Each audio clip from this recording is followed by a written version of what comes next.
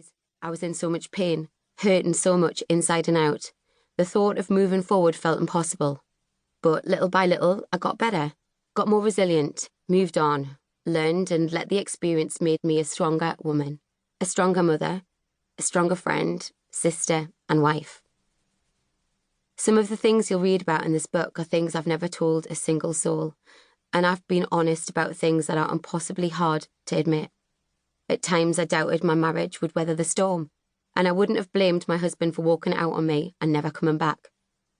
I'm incredibly fortunate that he was my rock, and while I'm committing the last 6 years to paper, I'm also moving on, looking forward and leaving the past that's taught me so much behind.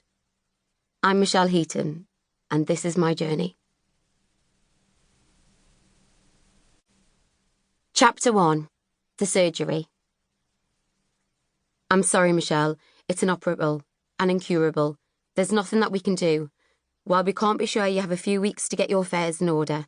I'm really very sorry. Mummy, I'm hungry. I want breakfast. Can I have Cheerios? Mummy! Jolted awake, with my heart racing, I blinked in the half-light, looking around at my familiar bedroom. My Faith, all of 2 years old, in her cute little Doc McStuffins pyjamas, scruffy blonde bedhead, eyes still half asleep, thinking about her belly and yawning while she clambered up into bed beside me.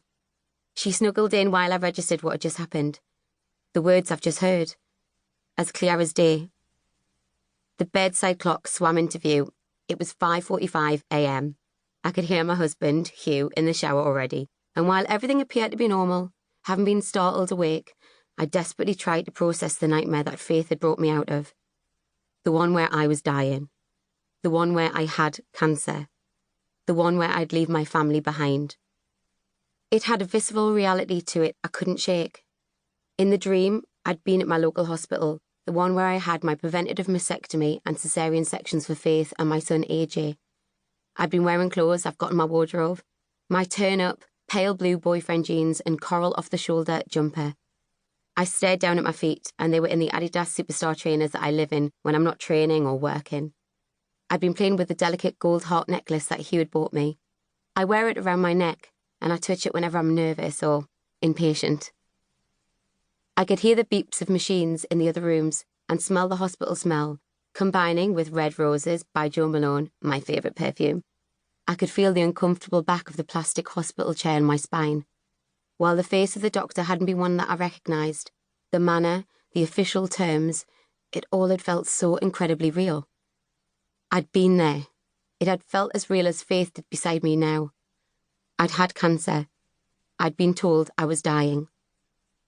My heart still pounding, I gathered Faith into me for a cuddle. Her shallow breathing helped me regulate my still, pounding heart to calm me down. Holding her there, close to me, I tried to get to grips with the nightmare that I've just had. Like somehow had Faith held the key to me deciphering it and understanding it. Breathing in the scent of her strawberry detangling shampoo and stroking the halo of her golden hair away from her face as she snuggled into me made me squeeze her that little bit tighter. I wanted to stay there in bed with her forever. If there was a time in my life I could have pressed pause at, that would be it.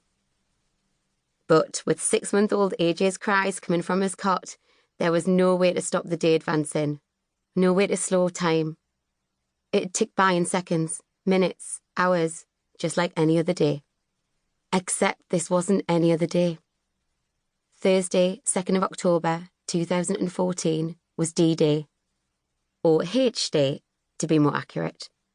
I was having a hysterectomy, a procedure that would change my body irreversibly forever. I, like 55,000 other women across the UK every year, was having an operation that would plunge me into surgical menopause and strip my body of its natural hormones. I'd start the day as me, Michelle Heaton, a normal mum of 2, and end the day without any of the organs inside me that had made my 2 babies possible. Right there, then, I had the ability to have children. Holding Faith in my arms, I was exactly the same woman who'd given birth to her 2 years before. By the end of the day, that woman would be gone forever.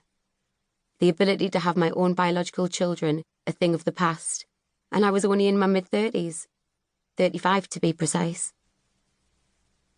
While Faith and AJ were exhausting, even on their best days, a slow panic, which had been rising.